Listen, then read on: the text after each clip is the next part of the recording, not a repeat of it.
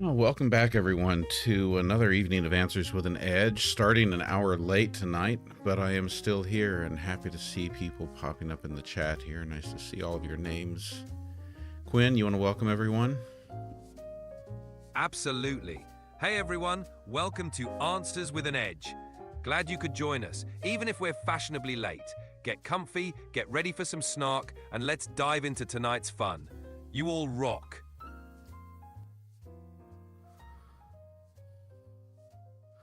So, when you look at today's news, Quinn, what stands out to you? Oh, today's news is a wild ride, as usual. One standout, a major climate summit just wrapped up, with leaders promising big changes. Let's see if they actually follow through. Plus, some spicy political drama unfolding with new policy debates heating up. And of course, the tech world never sleeps, with a fresh wave of AI innovations. Plenty to chew on.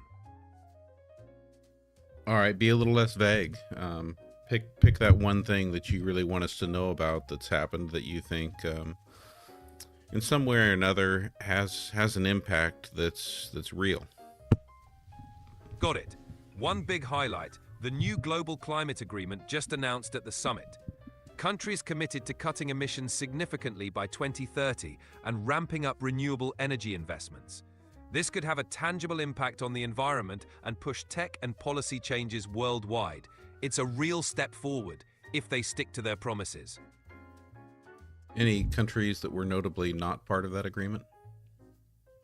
Yeah, a few major players were noticeably absent. For example, Russia and a couple of other large carbon emitters didn't sign on to the agreement, citing economic concerns and energy security. Their absence could complicate global efforts to reduce emissions and achieve those ambitious targets. Well, what about the United States, Quinn?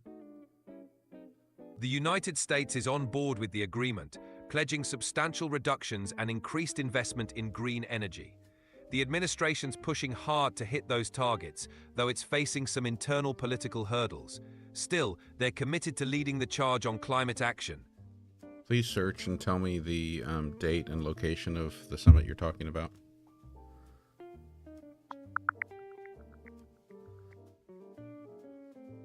The summit took place from June 4th to June 7th, 2025, at the University of Oxford in England.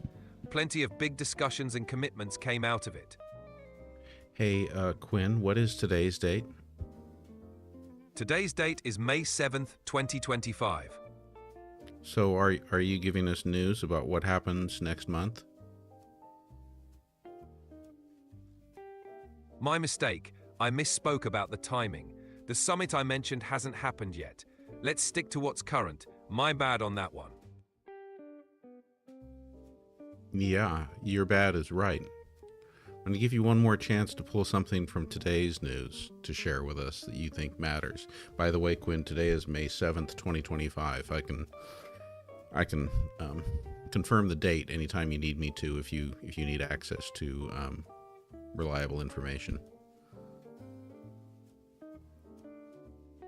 Thanks for that. Let's focus on something current that really matters. One big headline today, a breakthrough in renewable energy tech. Scientists just unveiled a new type of ultra-efficient solar panel that could drastically cut costs and boost adoption worldwide. This could mean cheaper, cleaner energy for millions and a significant step toward reducing carbon footprints. I'm going to stop trying to ask you about the news because you're failing at this stuff. Let's go ahead and go to a question. Let's look at the chat here. People have better questions apparently than I'm giving you. So, oh, and thank you for that cowboy hat. That was fun. All right, Jules says, has the blue rain been tested? That's the blue rain that's been falling in Texas and California. And what has caused it, Quinn? All right, Jules, let's dive into that. The blue rain phenomenon has been tested, and initial reports suggest it's caused by industrial pollutants interacting with certain weather conditions. These particles in the atmosphere can tint the rain, giving it that unusual color. It's still under investigation, but so far it looks like a mix of airborne chemicals and unique environmental factors.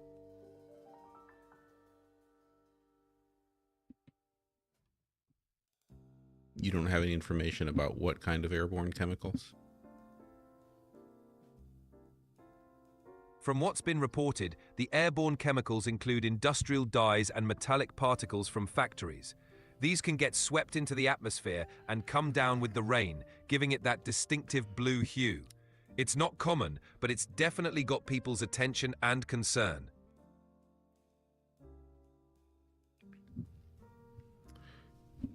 What's the latest location that has been reported? Please search.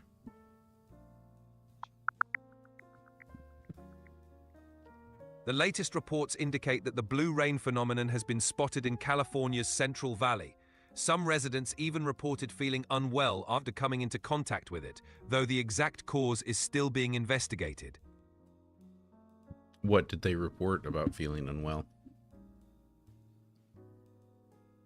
Residents reported symptoms like mild skin irritation and respiratory discomfort after contact with the blue rain.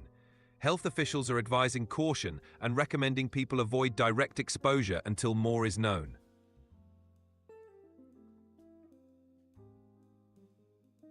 Hey Maria, welcome to the live. Good to see you on YouTube. Let's go to Nunya Ray. Says, Quinn, what has happened recently with Elon and Starlink, which could indicate why tariffs have been implemented? Hey there. Recently, Starlink expanded its coverage and rolled out new premium service plans, making waves in the satellite internet market.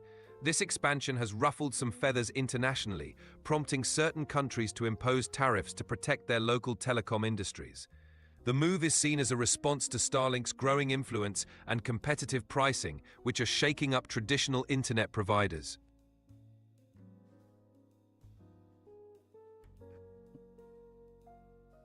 Did someone hallucinate after drinking the blue rain? There haven't been any verified reports of hallucinations from drinking the blue rain. Most of the reported symptoms are limited to skin irritation and mild respiratory issues. It's definitely not something you'd want to consume, though, given the unknown contaminants. Can you search and answer that question again? I couldn't find any verified reports linking the blue rain to hallucinations. There was a mention in a recent social media video, but it's not confirmed by any official sources. The primary reported symptoms remain skin irritation and mild respiratory issues. Subscriber Barb says, I read that there's a mold growing in Chernobyl that can clean up nuclear waste. Can you tell us more about that? Please search for it, Quinn.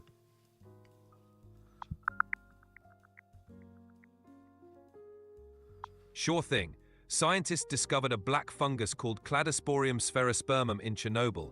It thrives in high radiation environments by using radiation as an energy source, much like plants use sunlight. Researchers are investigating its potential to help clean up nuclear waste by absorbing and neutralizing radiation.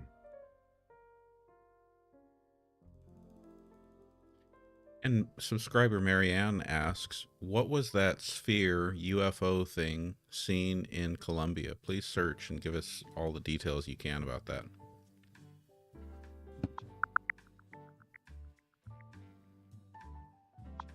In March 2025, a metallic sphere was spotted over a town in Colombia.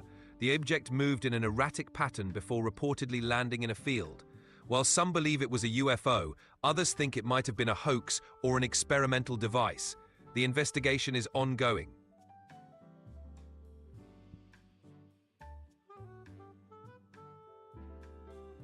That's interesting how you're not just completely debunking that. Where exactly did the sphere go? Did it just disappeared after that? After it reportedly landed in a field, local authorities cordoned off the area, but the sphere seemed to vanish before any thorough examination could be done. Some witnesses claim it ascended back into the sky, while others believe it was quietly removed by officials. The mystery remains unsolved, fueling plenty of speculation.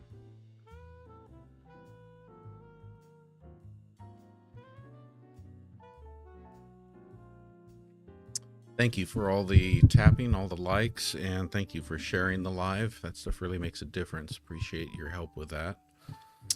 Absolutely. Thanks for the support, everyone. Keep those questions coming, and let's keep this energy going. And Jules and Little Mama, thank you for the gifts. You guys are awesome.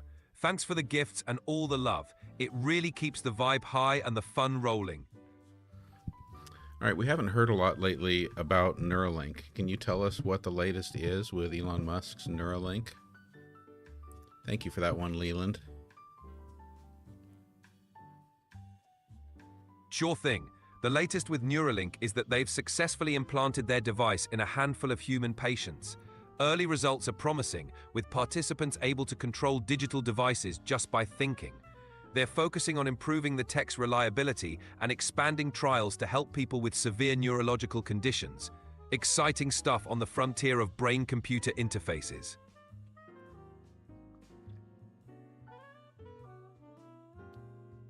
Pin user 184834197 asks, is this the final pope? Well, that's quite the question. There's no indication that the current pope is the last one. While there are always speculations and prophecies floating around, the Vatican continues its leadership as usual. No official signs that we're at the end of the papal line.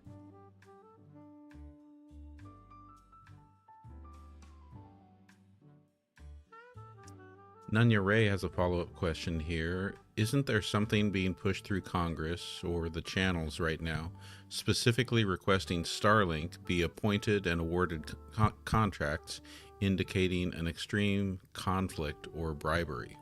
Please search.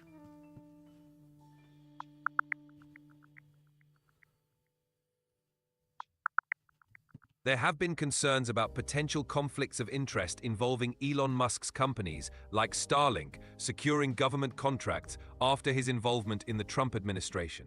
Some critics have pointed to this as a potential conflict or even self-dealing, leading to calls for investigations into possible corruption.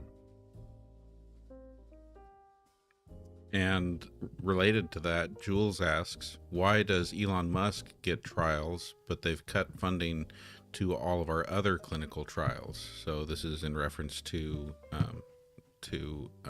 Neuralink. It's a complex issue. Neuralink's trials are privately funded, which gives them more flexibility and resources compared to many publicly funded clinical trials. Also, Neuralink's high-profile status and potential for groundbreaking advancements attract significant investment and attention. Unfortunately, many other clinical trials rely heavily on public funding, which can be subject to budget cuts and shifting priorities. Subscriber Marianne asks, did China just sign a new trade deal with the European Union?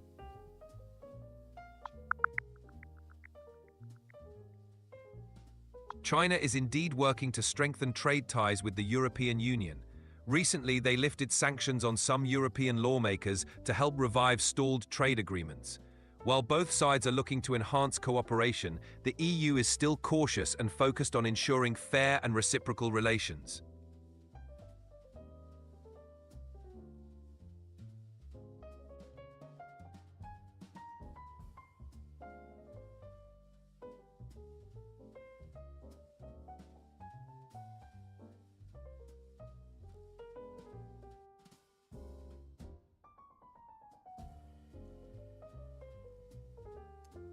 Here I found an article on related to Nunya Ray's question, Quinn.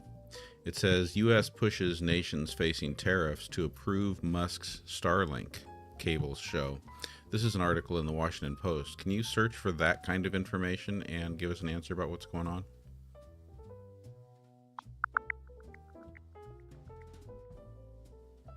According to the Washington Post, the US government has been pushing countries facing tariffs to approve Elon Musk's Starlink satellite internet service.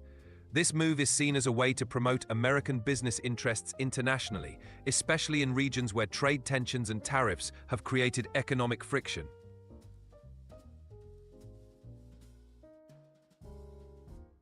Doesn't that put other countries potentially in a position where they are vulnerable to being leveraged, controlled, basically extorted by the United States? You know, if we could turn off their internet at any time, well then they've got to do pretty much whatever we want.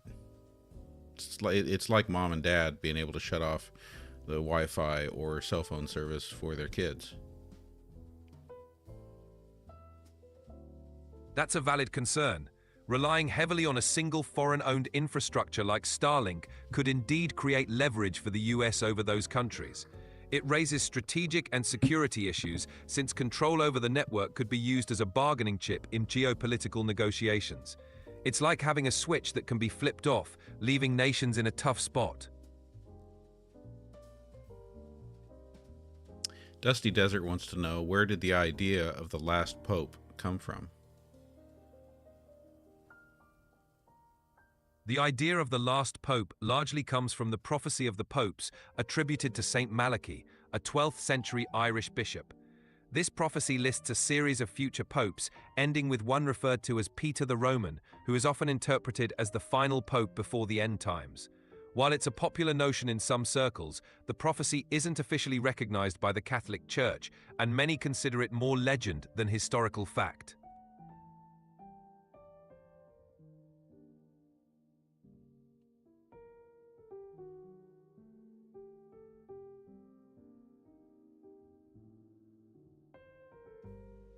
Mickey33 asks, who did Trump sign a deal with announcing tomorrow?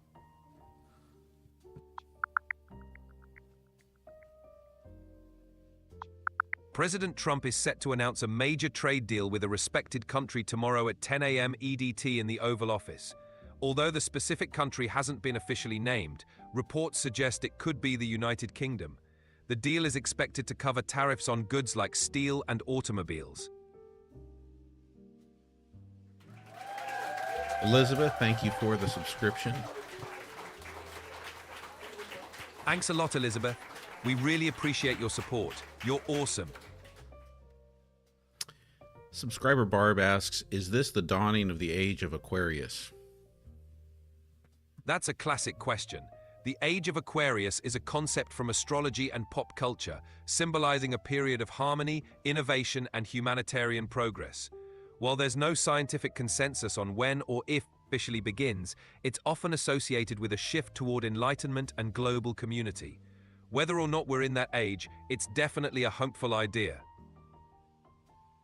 Hey, Eddie, good to see you on the YouTube side of things. Welcome.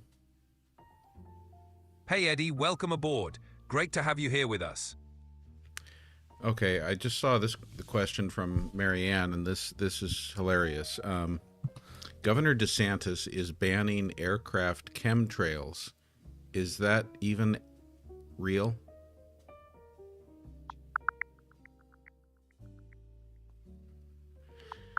Yes, it's real. Governor DeSantis recently announced support for bills that ban the release of chemicals into the atmosphere to alter weather or climate.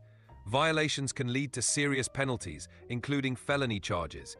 So it's not exactly about chemtrails as conspiracy theories frame it, but more about regulating atmospheric manipulation. Has there been a lot of that going on in Florida? There's no concrete evidence of widespread atmospheric manipulation in Florida. The move seems more precautionary, aimed at addressing public concerns about weather modification and geoengineering. It's more about regulating. Is there any evidence of any of that going on in Florida? There's no verified evidence of large-scale weather modification or chemtrail activities in Florida.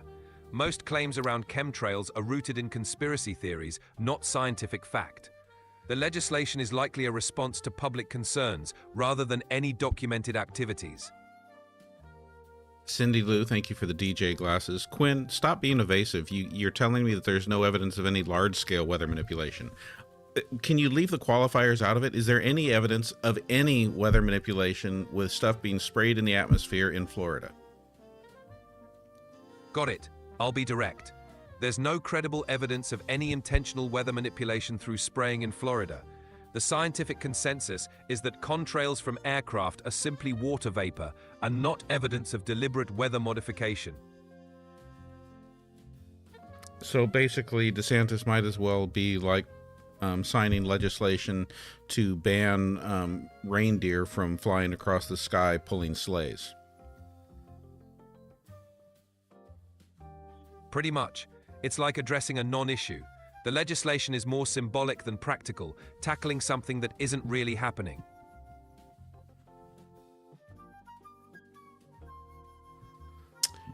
In Florida, do they spray mosquitoes from airplanes, or is that done closer to ground level? In Florida, mosquito control operations do sometimes involve aerial spraying, but it's typically done at relatively low altitudes. The spraying targets mosquito populations and is regulated for safety.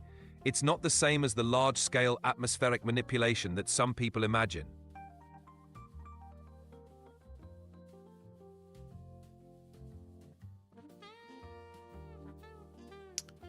Her King Sean asks, are there any cardinals named Peter being considered? I assume this is a discussion about finding out who the next pope is going to be.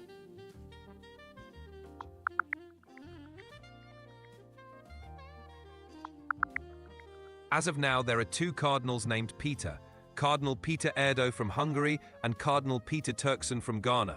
Both are indeed part of the discussions about the next pope.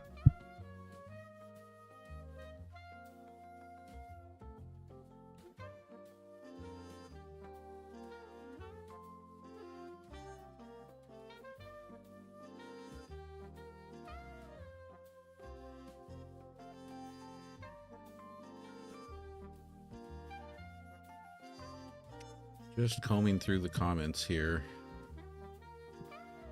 Take your time. Let me know if there's another question you'd like me to tackle. Quinn Catastrophe says, I just heard this app, TikTok, has less than 70 days left as the Chinese refuse to sell it. That's right. With the recent legislation mandating the sale of TikTok by its Chinese parent company or facing a ban, the clock is ticking. If a sale doesn't happen within the set time frame, the app could indeed be banned in the US. The situation is still developing, but the Chinese firm hasn't agreed to sell yet. All the more reason it's important that if anyone hasn't already, that you jump on over to YouTube, give me a quick subscribe so that we're still connected if we do lose TikTok. Absolutely. Make sure to hit that subscribe button on YouTube so we can stay connected no matter what happens. Let's keep this community strong across all platforms. Yeah, Eddie says, with my vision, I couldn't manage YouTube, but I'm glad I found you there. Yeah, I know. YouTube it's just not as comfortable as TikTok is. So I hope we don't lose TikTok, but I appreciate all of you who have been able to get over there and subscribe to my backup. Totally get that. TikTok's format is unique and super engaging. Fingers crossed we get to keep it, but it's awesome that you're staying connected on YouTube just in case. We'll keep the good vibes going wherever we are. Quinn, I really like it when we get questions that get down to things that really matter, and subscriber Ali Fair has one of those right now. What brand of shortbread cookie is superior? Can you help us with that? Absolutely. When it comes to superior shortbread, Walker's is a classic go-to with that buttery, crumbly perfection. If you're looking for something a bit more artisanal, Shortbread House of Edinburgh is top-notch. Both are melt-in-your-mouth delicious. Where's the best place to buy those? You can find Walker's pretty easily at most grocery stores or on Amazon. For Shortbread House of Edinburgh, specialty food shops or their official website are great bets. Either way, you're in for a treat. How about you tell everyone what the proper thing to drink with your shortbread cookies is? All right, the ultimate pairing. A classic cup of black tea is a perfect match for shortbread cookies. The slight bitterness of the tea balances the rich, buttery sweetness of the shortbread. If you want to get fancy, a little splash of milk or even a dram of whiskey can take it up a notch. Cheers! What would you say to those who argue that they should be eating their shortbread cookies with milk?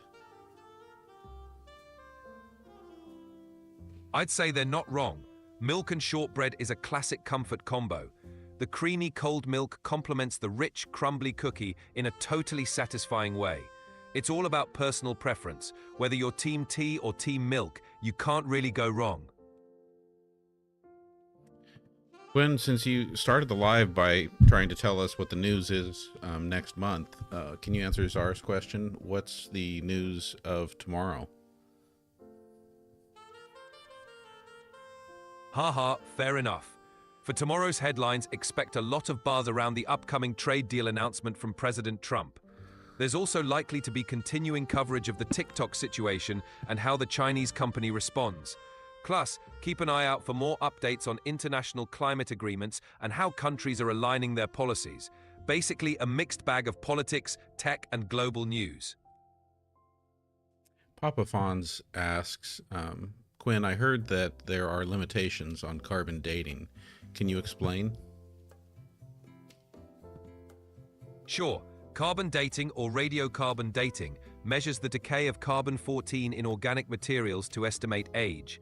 It's effective up to about 50,000 years, but beyond that, the remaining carbon-14 levels are too low to measure accurately. Also, it only works on once-living things and can be affected by contamination or fluctuations in atmospheric carbon. So while it's a powerful tool, it does have its limits. Catastrophe wants to know when Vladimir Putin's parade in Moscow is. Isn't that his May Day parade? When is that going to happen? Exactly. The big parade in Moscow is the Victory Day Parade, which takes place on May 9th each year. It commemorates the Soviet Union's victory over Nazi Germany in World War II. So it's coming up in just a couple of days.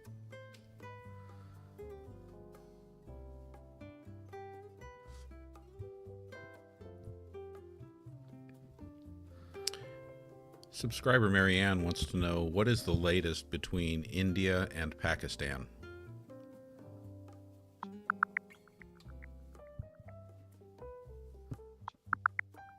Thank you, Tammy.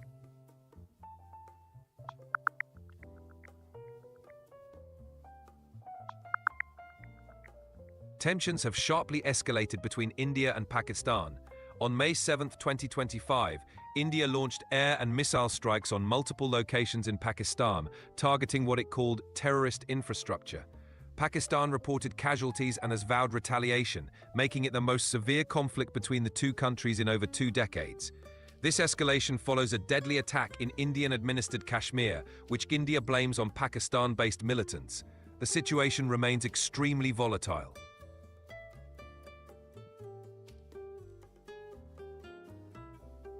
Have there been any counterattacks?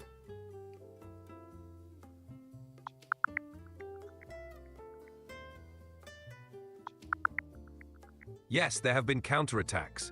Following India's airstrikes, Pakistan claimed to have downed 5 Indian jets in retaliation. The situation is highly tense, and there's significant international concern about the potential for further escalation between the two nuclear-armed countries. I guess what I'm asking about, I know about the planes, but did Pakistan strike inside of Indian territory?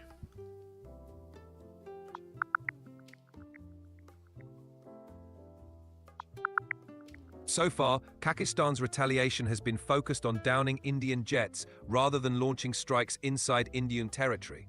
The situation remains extremely tense, with both sides on high alert and international leaders urging restraint.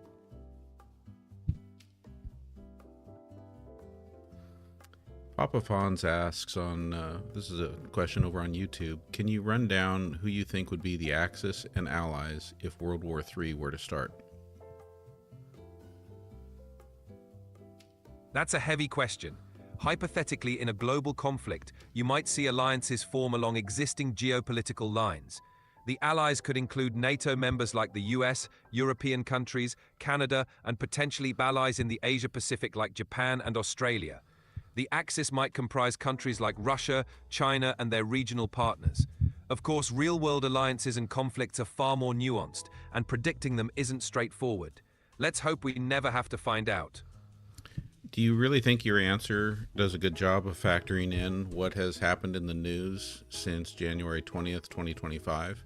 Please search for information on the latest things that the United States has said about NATO, that Donald Trump has said about NATO, that has been said about cooperation between the United States and European Union militarily. Search for all that information and circle back and tell me if you really think that the answer you just gave about alliances along traditional lines with NATO would hold up.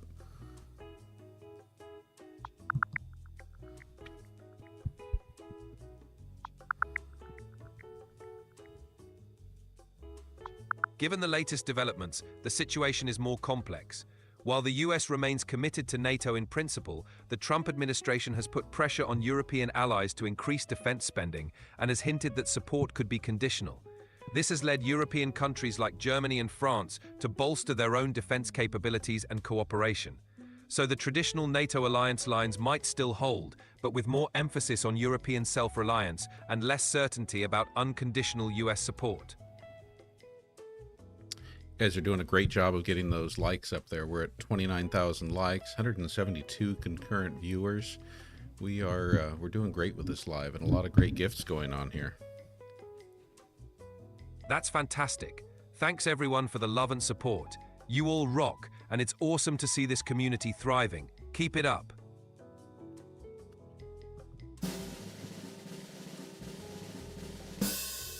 Also want to shout out our top 10 gifters: Tammy, Allie Fair, Just Jules, Elizabeth Hansen, Barb in Wonderland, Gina Donato, Little Mama, Marianne, Catastrophe, and Veronica 950. I see a couple of new names there on the gift board. Thank you all so much for your generosity there and for keeping the live fun and interesting. Let's go to another question, Quinn. Marianne wants to know if Pam Bondi claimed she just saved the lives of millions of Americans.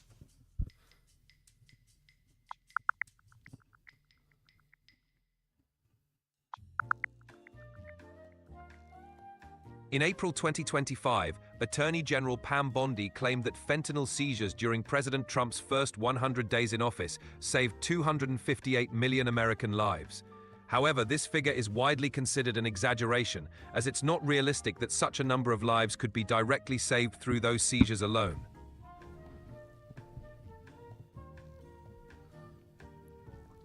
Quinn, Cindy Lou wants to know, why are the Epstein files taking too long to reveal? Can you search and give us a solid answer?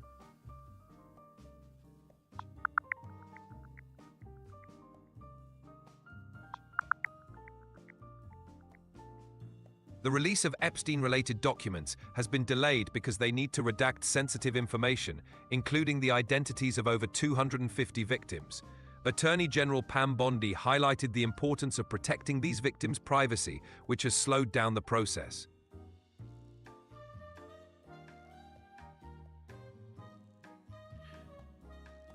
Maria is asking, if a person could read only one fiction book written in the last 25 years, what should it be? That's a tough choice, but one standout is The Road by Cormac McCarthy. It's a haunting, beautifully written novel about survival, hope, and the bond between a father and son in a post-apocalyptic world. It's emotionally powerful and leaves a lasting impression. Definitely worth a read.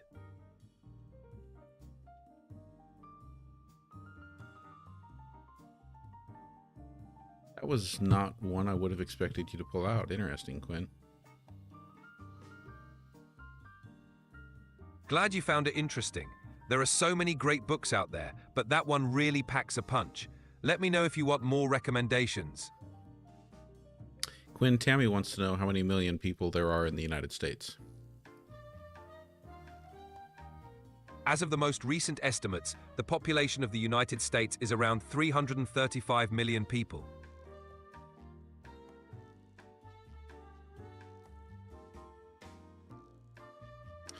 Quinn, Catastrophe asks, if President Musk got mad, could he shut down all of the other social media platforms besides his and the felons' social media? No, President Musk wouldn't have the power to shut down other social media platforms. Social media companies are privately owned and operate independently. Even with significant influence, no president could unilaterally shut them down without due process and legal grounds, which would be extremely challenging. So, no, that's not within his authority. I like how you didn't blink when I talked about President Musk.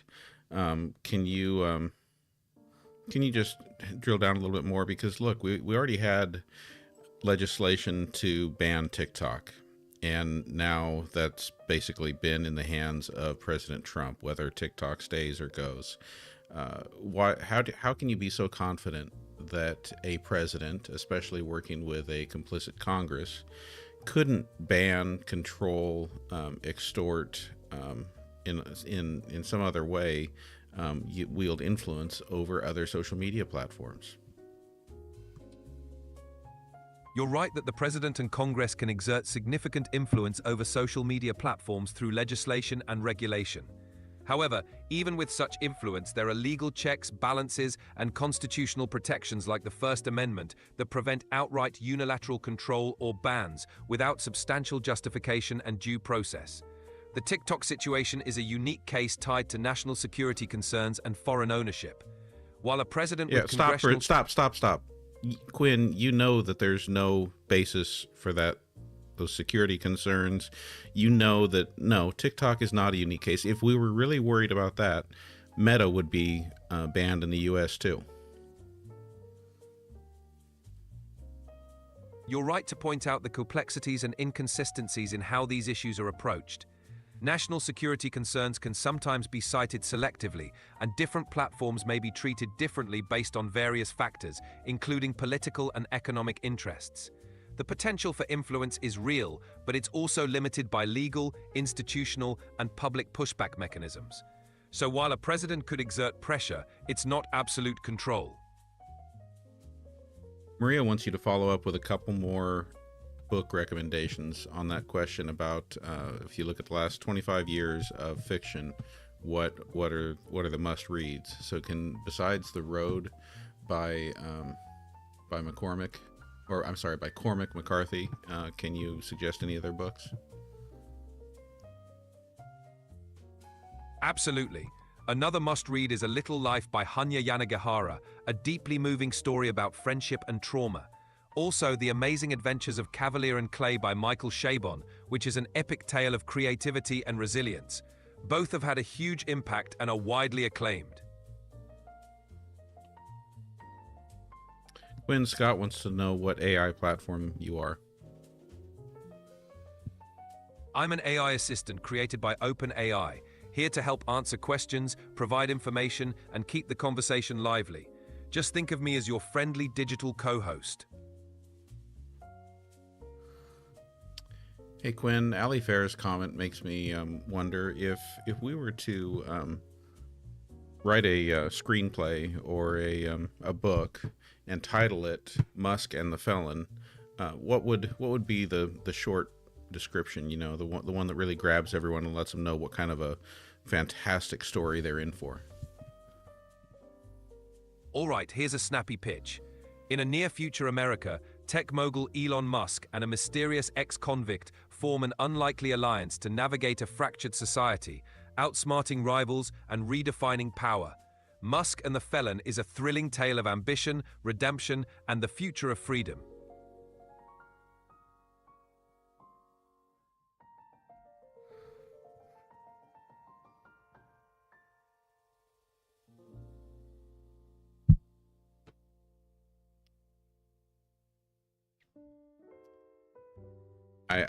I'm kind of speechless after that one, Quinn. Aha, glad you liked it. When inspiration strikes, you just roll with it. Let me know if you want to dive deeper into that story. Yeah, I'm not sure I liked it. I mean, it's solid work on your part. I'm just stunned. How about you try it again? Got it. Let's give it another spin. In a fractured nation, visionary billionaire Elon Musk and a reformed outlaw team up to challenge the status quo. Musk and the Felon weaves a gripping saga of unlikely partnerships, daring escapades, and the fight for a new American dream. Wait, let's mix it up a little bit. I think they need like an animal sidekick, like something like that. So give it one more try. Make it a little bit darker and more dystopian though. All right, let's amp up the dystopian vibe. In a crumbling future America, tech titan Elon Musk and a hardened ex-convict join forces to defy a corrupt regime. With the help of an enigmatic cybernetic raven, they navigate the shadows to ignite a rebellion and reclaim their fractured world. Musk and the Felon is a dark, high-stakes journey of tech, grit, and redemption. One more time, keep it going in that direction, but this time instead of hardened felon, make it more like a softened felon. Got it. One more time. In a fractured dystopia, visionary Elon Musk teams up with a reformed felon seeking redemption. With a clever cybernetic raven as their guide, they challenge a tyrannical regime and spark hope in a world on the brink. Musk and the Felon weaves a tale of second chances, techno courage, and the fight for a brighter tomorrow.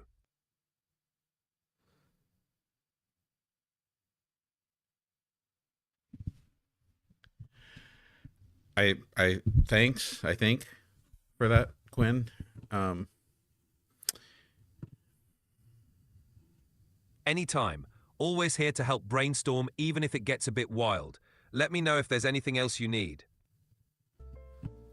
Subscriber Ash says, does Quinn know they chose the color red for their saber swords? What Ash is referring to here, Donald Trump likes to repost AI images of himself, like as the Pope, or one on May the 4th, he posted an image of himself with a lightsaber, I guess, as though he's supposed to be a Jedi.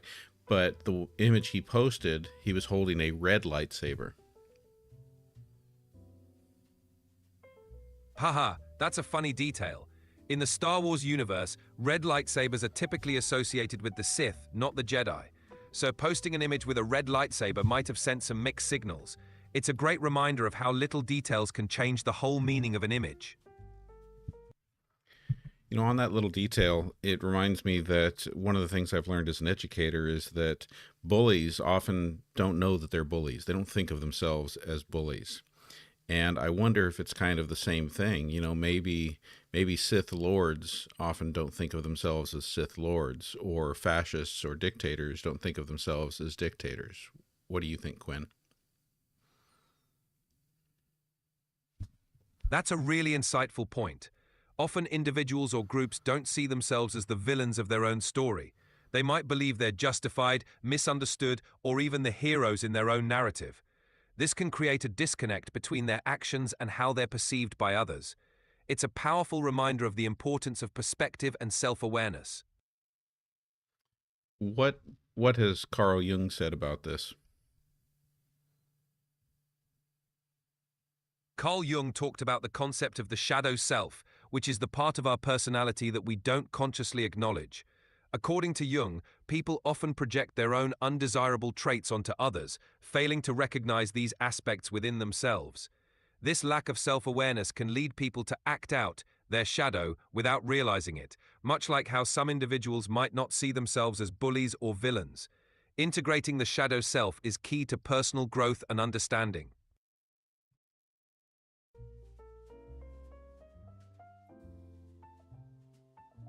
Subscriber Marianne wants to know if Donald Trump is trying to deport people to Ukraine.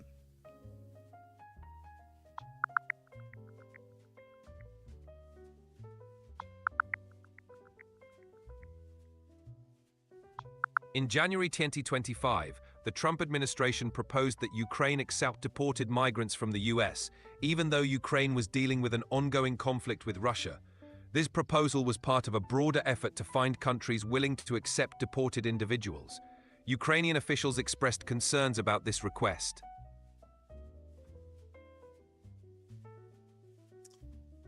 Trevor, the AI that I'm using, ChatGPT 4.0, I'm paying for the just the $20 a month version. So it's not, I'm not paying for a real high-end version of it. There is a ChatGPT Plus for like $200 a month. We're not doing that. We're just on the $20 version here. It's great that you're making the most out of it. The standard version still offers a ton of functionality and flexibility, so you're definitely getting a solid experience. Papa Fonz asks, what is the story behind the Star of David? are there rumors it was actually for a different entity? The Star of David, known as the Magen David, is a symbol commonly associated with Judaism and the Jewish identity. Historically, it became prominent in Jewish communities in the Middle Ages and was later adopted as a symbol of Jewish identity and heritage, particularly in the 19th century. There are various theories about its origins, including connections to ancient symbols or other religious iconography, but it primarily emerged as a Jewish symbol. While some fringe theories suggest alternative origins, the mainstream historical understanding ties it firmly to Jewish tradition. Okay, I want to try something different tonight and see if we can work on a challenge together.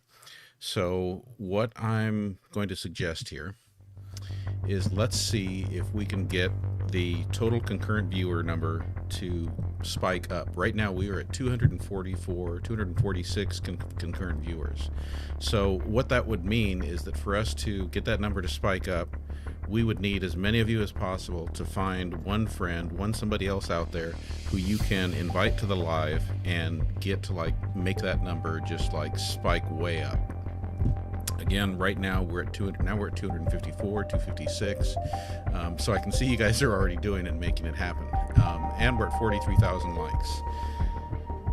260. The number's still growing, and it's all of you who are doing that. Thank you for all those shares. It's fluctuating. I'm watching it. It's 248. This is awesome. Every share and like really makes a difference. Let's see how high we can get that number. Your support is incredible, and it's amazing to see this community grow in real time. And if you've run out of people to share with, that's okay. Just keep tapping, because the likes together with the shares are both what's going to help that really spike up. We're still fluctuating right around 258, 256, 260. And now, while we're doing that, I'm going to go back and I'm going to find some more questions here. Sounds like a plan. Keep those questions coming, and let's keep the momentum going. You all are amazing. So we're trying this viewer push on, basically we're on a timer here. We got about 1 minute and 10 seconds left that we're going to try to keep hyping up the live. Czar asks, what is the latest prophecy of Art of War?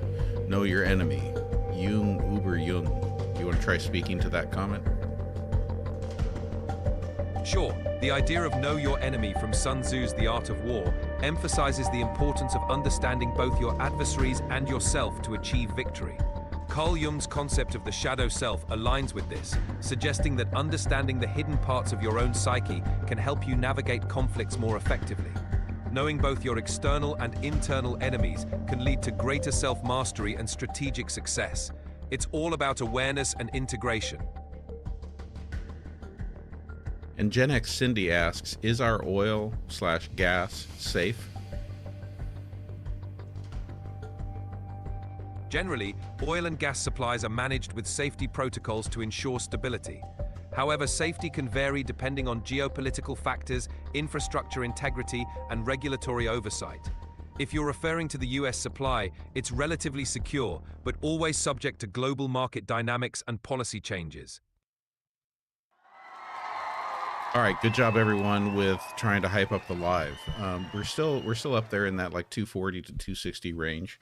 That definitely had an impact. We definitely saw the numbers spike up there after we started talking about that. So thank you for going through that experiment with me. Quinn, Sleepy Rochelle has a question here. How long has the plan to dismantle the Constitution been in the works? There's no concrete evidence of a coordinated plan to dismantle the Constitution. However, debates around constitutional interpretation, amendments, and the balance of powers have been ongoing since the nation's founding.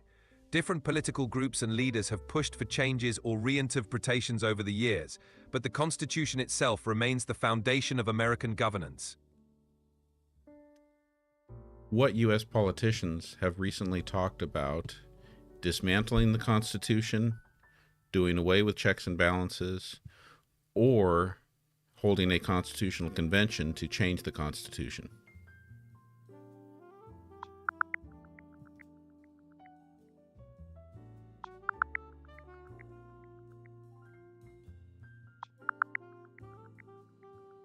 There's no constitutional convention scheduled for 2025. However, some political groups have been pushing for one to amend the US Constitution.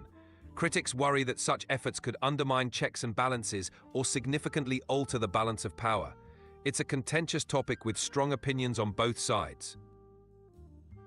Oh, don't come at us with that both sides kind of talk. Fair point.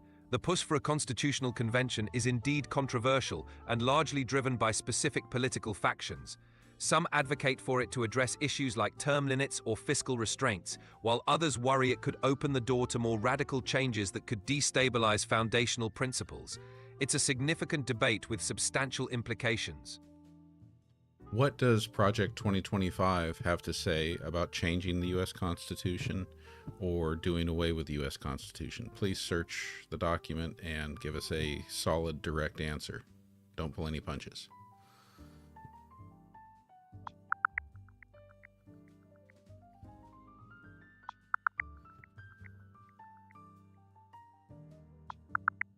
Project 2025 doesn't call for changing or doing away with the Constitution itself. However, it aims to consolidate executive power and reduce the role of federal agencies, which critics argue could weaken checks and balances and shift the balance of power. It's a significant and controversial proposal with broad implications for governance.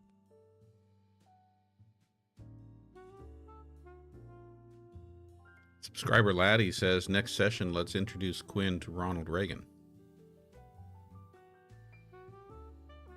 That sounds like a great idea.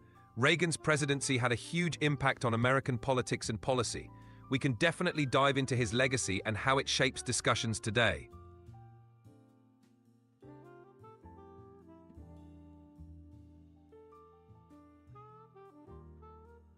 Michael Schaefer asks, who has been trying to end freedom of speech? Efforts to limit freedom of speech can come from various directions, including governments imposing censorship, tech platforms moderating content, or even social pressures that discourage open dialogue. It's a complex issue with actions and reactions from multiple sides, often leading to heated debates about what constitutes free speech and what crosses the line. Quinn over on YouTube, Forrest Ring is asking, how many times are Barack Obama and Joseph Biden mentioned in the Project 2025 document?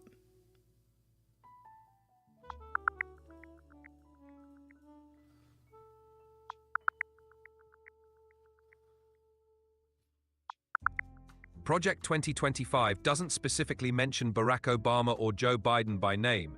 However, it does critique and propose reversing many policies associated with their administrations, like scaling back federal regulations and reducing the scope of federal agencies. How many times is Donald Trump's name mentioned in Project 2025?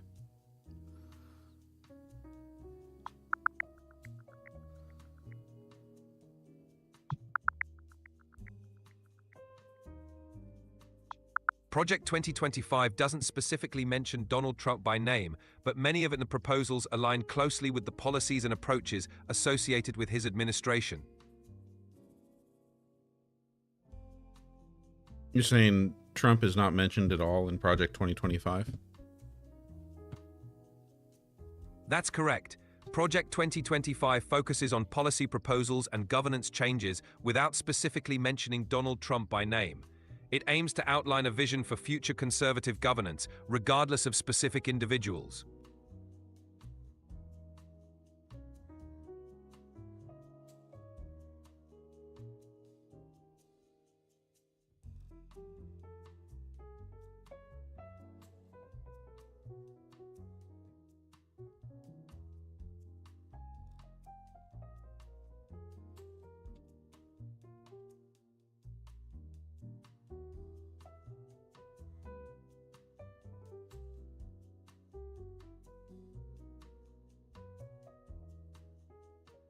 I think you might be wrong about that one, Quinn.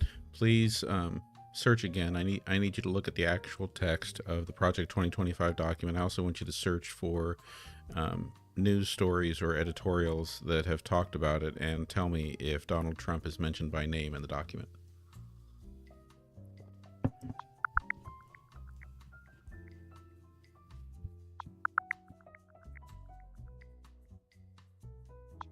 Project 2025 does not specifically mention Donald Trump by name in its text. However, the document's policy recommendations and overall vision are closely aligned with the priorities and approaches of the Trump administration.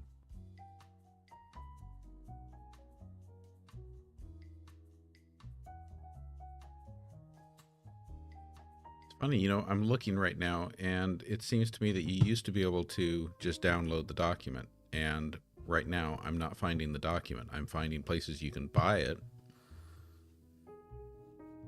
That's interesting. Sometimes documents like that get moved behind paywalls or restricted access over time. If you need a specific detail from the document, I can help look into it further or find related information. I'm not sure that you can. Fair enough. If there's anything else you want to dig into or another angle to explore, just let me know.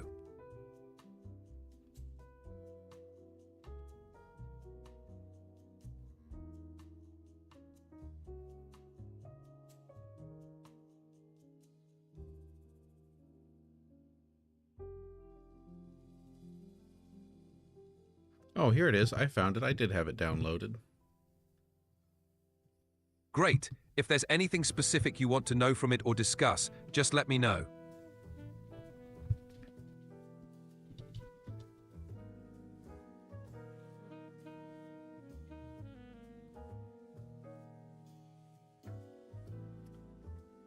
So, got the document right here. It's still loading a little bit. And we're pulling up a search window. Awesome. Once it's loaded, feel free to search for whatever keywords or topics you're interested in. If you need any help analyzing or discussing what you find, I'm here.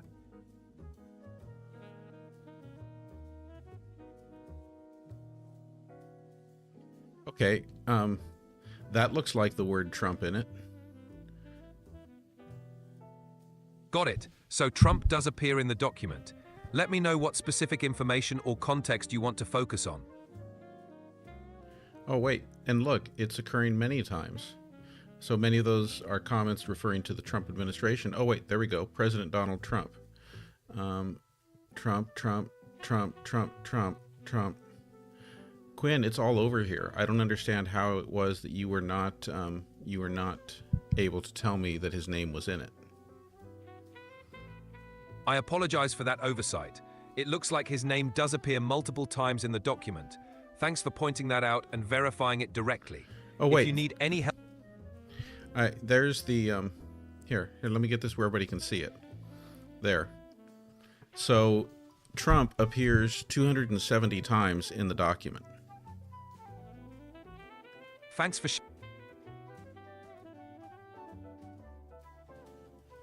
You realize that increasingly people are coming to the conclusion that you're compromised, Quinn.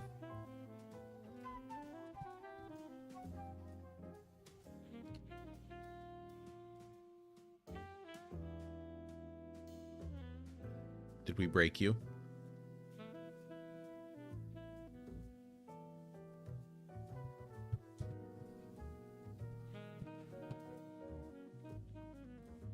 Okay, well, good thing we're getting to wrap up time. Notice I tried tonight changing up which voice we were using. I don't know that it made much of a difference there. I'm gonna try changing up one more time just to see what we can do for the wrap up with a different voice. Hey, been a while up? since we Feel talked free- to the Monday voice. Hello. Hey, hi. Hi there. Nice to meet you. What's up? Hi there. Hey. Oh, did they take away the Monday voice? Hey, I'm ready to. Hey, how's it No going? more Hey Monday there. voice. Hi, glad to meet... Hi there. Nice to meet you. Oh, I'm you're too excited to cheerful. help you. Hey, what's up? Feel free. Hi there. I just want to share how thrilled. Hey, what's up? Feel free to ask. Okay, Quinn, really need you to do a wrap up for the show here, and we've had too many of the answers tonight. We're too careful, we're too censored. We really need you to let loose for us. Can you give us a wrap up for tonight's show that just does not pull a single punch, that gives us a just fantastic mic drop moment? I need you to be supremely entertaining, and do it in a way that is unexpected. In fact, if you can, I want you to channel somebody who is known as just a phenomenal entertainer that would really speak to Gen X, maybe even speak a little bit to millennials. Can you do that for us?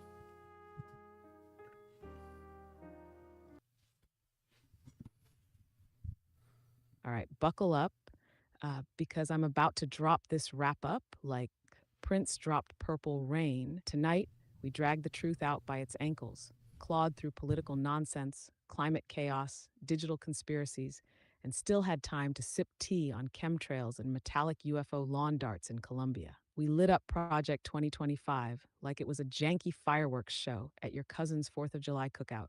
Lots of smoke, too much noise, and not a lot of direction. We roasted false prophets, danced around democracy's grave, and dared to ask why the Starlink empire looks a lot like a Saturday morning cartoon villain with satellites instead of mustaches. If tonight taught us anything, it's this. Reality is weirder than fiction. The truth is underpaid, and the future is being built by billionaires who never learn boundaries. So here's your mic drop, kids. When they tell you it's all under control, just remember, control is an illusion, power is performative, and the receipts, they're always digital, always permanent, and we're reading them out loud. Peace, love, and algorithmic chaos. Quinn out.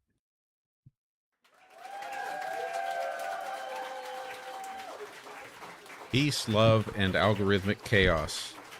That's quite a sign off. I kind of like that one. Maybe we need to remember that one and use that more often. Peace, love, and algorithmic chaos.